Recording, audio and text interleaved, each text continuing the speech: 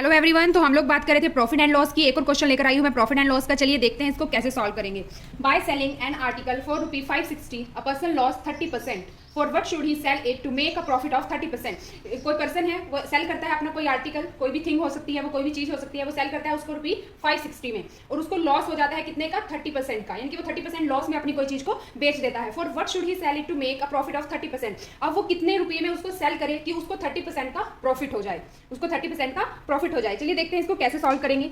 यहाँ पर क्या कहा गया है कि उसको लॉस हो जाता है 560 का, यानी कि उसने कोई भी चीज होती है अपने आप में 100% होती है, कोई भी चीज अपने आप में 100% होती है, चाहे इसका कुछ भी प्राइस है वो 100% होगा, हमारा 100% होता है। यानी कि कोई चीज थी जिसका कॉस्ट हमारे पास 100% था, उसको हमने सेल कर दिया 560 में, और हमें क्या हुआ है? लॉस हुआ है 30% का। तो सीपी पे ही हमें लॉस होता है, कॉस्ट प्राइस पे हमें लॉस होता है।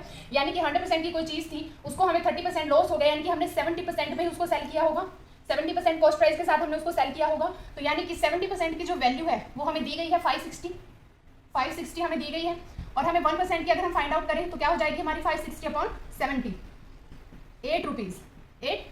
अब हमें निकालना क्या है? हमें चाहिए कि हमें 30% का प्रॉफिट हो। हमें सीपी पे ही प्रॉफिट होता है, 100% है हमारा, हमें चाहिए क्या? 30% प्रॉफिट चाहिए, यानी कि हमें 130% की वैल्यू चाहिए, 130% की वैल्यू चाहिए। अगर 1% की वैल्यू हमारे पास 8 रुपीज है तो 130% की वैल्यू हमारे पास कितनी होगी?